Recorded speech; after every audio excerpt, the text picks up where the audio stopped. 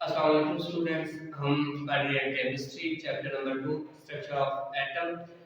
पिछले कुछ लेक्चर्स में हमने पढ़ा कि इलेक्ट्रॉन किस तरह डिस्कवर हुए, प्रोटॉन किस तरह डिस्कवर हुए, न्यूट्रॉन किस तरह डिस्कवर हुए। अब ये तीनों चीजें डिस्कवर हो गई, हमें ये भी पता चल गया कि एटम के फंडामेंटल पार्टिकल्स, बुनियादी बेसिक पार्टिकल्स हैं। अब हमने ये देखना है कि ये पार्टिकल्स जो हैं वो एक एटम के अंदर किस तरह एग्जिस्ट करते हैं एक साथ में। तो उसके लिए एक एटॉमिक मॉडल पेश किया गया जिसको हम नाम देते हैं रदरफोर्ड एटॉमिक मॉडल का, और इसके एक्सपेरिमेंट को हम नाम देते हैं गोल्डफॉयल एक्सपेरिमेंट।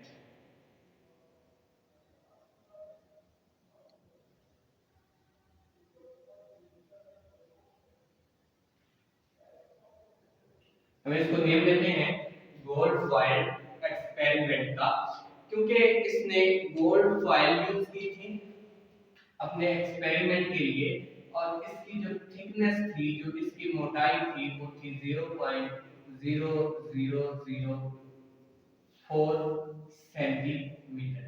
0.4 सेंटीमीटर जो है वो इसकी मोटाई या थिकनेस थी गोल्ड फॉइल की। मतलब ये बहुत ज्यादा बारीक गोल्ड फॉइल थी। उसने क्या किया कि किस गोल्ड फॉइल के ऊपर उसने बम्बारमेंट की अल्फा पार्टिकल्स की। अब बात ये आती है कि ये अल्फा पार्टिकल्स क्या होते हैं। रेडियो एक्टिव एलिमेंट्स ऐसे एलिमेंट्स जिनका एटॉमिक नंबर जो है वो 82 या इससे अबव होता है, वो अपने अंदर से रेडिएशंस जो है वो रिलीज करती है।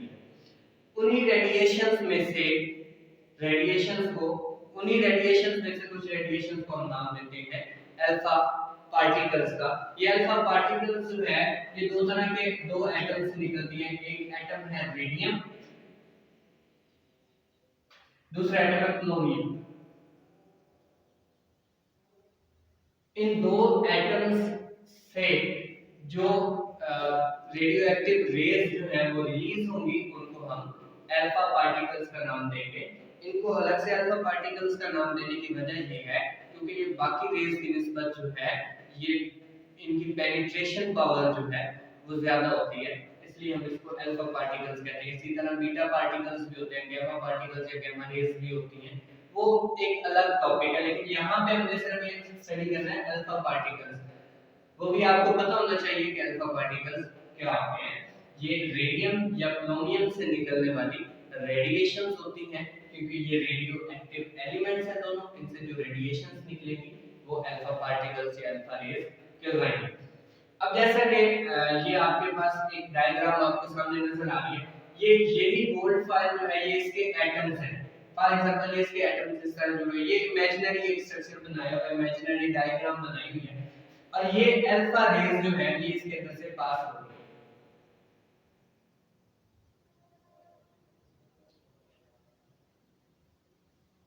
कुछ इस तरह का स्ट्रक्चर जो है वो मिलता है।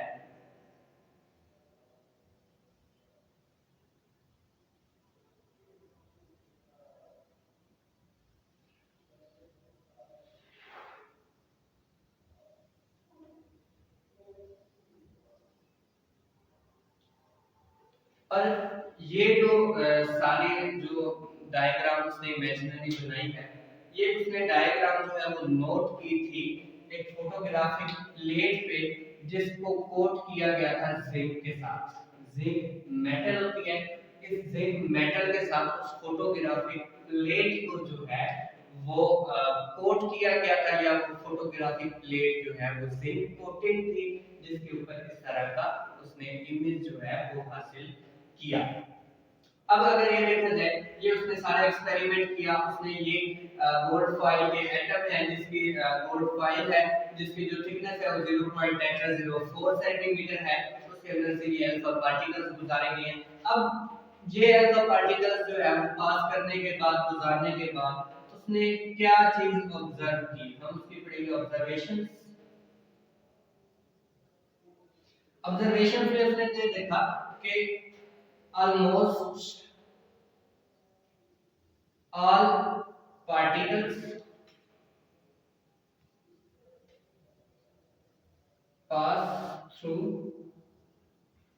Gold foil.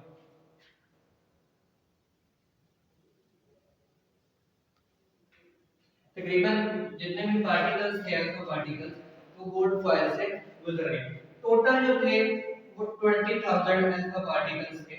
इन 20,000 अल्फा पार्टिकल्स में से बहुत थोड़े से अल्फा पार्टिकल्स थे जो अपने रास्ते से मुड़ गए और उससे भी कम अल्फा पार्टिकल्स जो है वो वापस बैक हो गए, बोस बैक हो गए, बैक बेंड हो गए, वापस मुड़ गए, रिवर्स हो गए।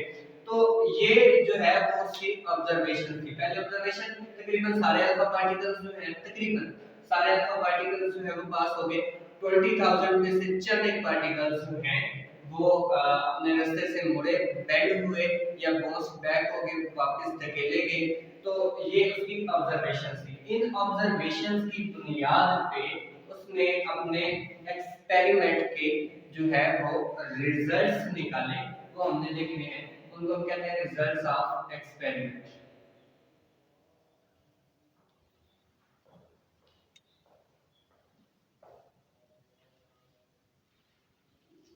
उसने एक्सपेरिमेंट के जो रिजल्ट्स निकाले थे उसने ये कहा था क्योंकि ज्यादातर अल्फा पार्टिकल्स जो हैं वो बगैर मुड़े जो है वो पास हो गए। इसका मतलब ये है कि most of the volume of atom is empty. Atom का जो ज्यादातर वॉल्यूम है वो एम्प्टी है या खाली है। ये कैसे उसे पता चला? क्योंकि उसने अल्फा पार्टिकल्स की जब बम्बारमेंट की 20,000 में से तकरीबन सारे अल्फा पार्टिकल्स जो हैं वो बगैर मुड़े जो है वो सीधे गुजर गए। तो ये इस बात का सबूत है कि एटम के अंदर जो मोस्टली एटम का जो वॉल्यूम है वो एम्प्टी है। अब बात ये आ गई, ये तो बात हो गई ना कि रेस जो सीधे गुजर गई। अब जो रेस मुड़ गई वो रेस क्यों मुड़ी, क्यों बेंड हुई, वो हमने देखना है कि रेस जो है वो डिफ्लेक्शन ऑफ फ्यू पार्टिकल्स जो है वो इस बात का सबूत है कि एटम के सेंटर में जो है वो एक हार्ड और डेंस मटेरियल मौजूद है। उस हार्ड और डेंस मटेरियल को हार्ड डेंस मटेरियल को नाम दिया गया न्यूक्लियस का। ठीक है जी। पहली बात क्या हुई? अल्फा पार्टिकल्स तकरीबन सारे अल्फा पार्टिकल्स बगैर मुड़े गुजर गए। ये इस बात का सबूत है कि एटम के अंदर जो ज्यादातर जगह है वो खाली है। मोस्टली वॉल्यूम जो एटम ऑक्यूपाई कर रहा है वो एम्प्टी है। दूसरा क्या है? Reflection of few particles. ये इस बात का सबूत है कि एटम के सेंटर में कोई ना कोई चीज है और एटम के सेंटर में जो चीज है वो हार्ड एंड डेंस है और बाद में उसको न्यूक्लियस का नाम दिया गया। और ये भी पता चलाया गया कि न्यूक्लियस पे पॉजिटिव चार्ज है। अब देखिए एक बात आपने नोट की होगी कि सिर्फ थोड़े से पार्टिकल्स जो हैं वो अपनी रास्ते से मुड़े हैं या बेंड हुए हैं या बैकवर्ड मूव कर गए हैं। तो इसका मतलब ये है कि size of nucleus is very small as compared to whole atom। अगर पूरे एटम के साथ हम न्यूक्लियस को कंपेयर करें तो न्यूक्लियस का साइज पूरे एटम की निस्बत जो है वो बहुत ज्यादा छोटा होता है। इसलिए चंद एक पार्टिकल्स जो हैं वो अपने रास्ते से मुड़े या वापस मूव कर गए। इसके अलावा रदरफोर्ड ने एक और रिजल्ट निकाला कि जो एटम के अंदर मौजूद इलेक्ट्रॉन्स होते हैं, इलेक्ट्रॉन्स जो होते हैं वो रिवॉल्व करते हैं राउंड द न्यूक्लियस।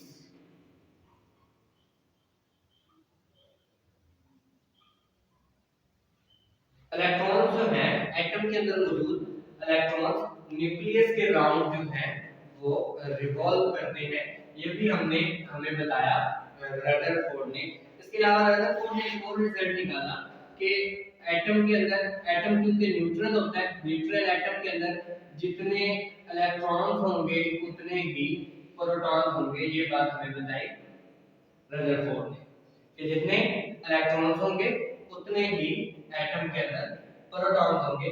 इसके अलावा उसने एक स्पेसिफिक स्ट्रक्चर एटम का दिया। उसने कहा कि ये न्यूक्लियस है एटम के बिल्कुल सेंटर में और इसके राउंड जो है वो इलेक्ट्रॉन है। उसने कुछ इस तरह की इमेजिनरी स्ट्रक्चर जो है वो एटम का हमें दिया। अब उसने ये कहा कि जितने भी फंडामेंटल पार्टिकल्स हैं एटम के वो सारे न्यूक्लियस के अंदर मौजूद है सिवाय इलेक्ट्रॉन्स के। सिर्फ इलेक्ट्रॉन जो है वो न्यूक्लियस के बाहर होते हैं। बाकी एटम के अंदर जितने भी छोटे छोटे पार्टिकल्स हैं, प्रोटॉन है, न्यूट्रॉन है, इसके अलावा 100 से ज्यादा पार्टिकल्स हैं, वो सारे जो है वो न्यूक्लियस के अंदर मौजूद होते हैं। सिर्फ इलेक्ट्रॉन जो है न्यूक्लियस के बाहर रिवॉल्व करते हैं। ये था इसका एक्सपेरिमेंट के रिजल्ट्स। अब बात ये है कि ये जो है रदरफोर्ड का एटॉमिक मॉडल रिजेक्ट कर दिया गया। उसके रिजेक्ट करने की वजह है क्योंकि इसके अंदर डिफेक्ट्स थे। डिफेक्ट्स क्या थे? रदरफोर्ड ने ये कहा था कि इलेक्ट्रॉन जो है जब न्यूक्लियस के अराउंड रिवॉल्व कर रहा होता है तो वो कंटीन्यूअसली एनर्जी जो है वो रिलीज कर रहा होता है। फॉर एग्जांपल ये न्यूक्लियस है, यहाँ पे एक इलेक्ट्रॉन जो है वो रिवॉल्व कर रहा है और जब भी इलेक्ट्रॉन जो है वो एनर्जी रिलीज करता है वो न्यूक्लियस के करीब आता है। हमेशा ये यूनिवर्सल लॉ है, जब भी इलेक्ट्रॉन एनर्जी रिलीज करेगा वो न्यूक्लियस के करीब आएगा। तो जैसे जैसे ये एनर्जी रिलीज करेगा, अगर ये कंटीन्यूअसली एनर्जी रिलीज कर रहा है और रिवॉल्व भी कर रहा है तो इसका मतलब है ये दिन ब दिन न्यूक्लियस के करीब आ रहा है और एक दिन ये आगे न्यूक्लियस में टकरा जाएगा। जैसे न्यूक्लियस के साथ टकराएगा पॉजिटिव और नेगेटिव चार्जेस एक दूसरे के साथ मिलेंगे तो एटम का वजूद ही खत्म हो जाएगा। ये इसका एक डिफेक्ट था कि इसने कहा था कि इलेक्ट्रॉन जो है वो न्यूक्लियस के राउंड जो है रिवॉल्व करते करते कंटीन्यूअसली एनर्जी रिलीज कर रहे हैं। हालांकि ऐसा कुछ नहीं है, अगर कंटीन्यूअसली एनर्जी रिलीज होती तो एटम का वजूद ही खत्म हो जाता। दूसरा जो है इसने ये कहा था कि कंटीन्यूअसली एनर्जी रिलीज हो रही है। अगर कंटीन्यूअसली एनर्जी रिलीज हो रही है तो ये कंटीन्यूअस स्पेक्ट्रम बनना चाहिए।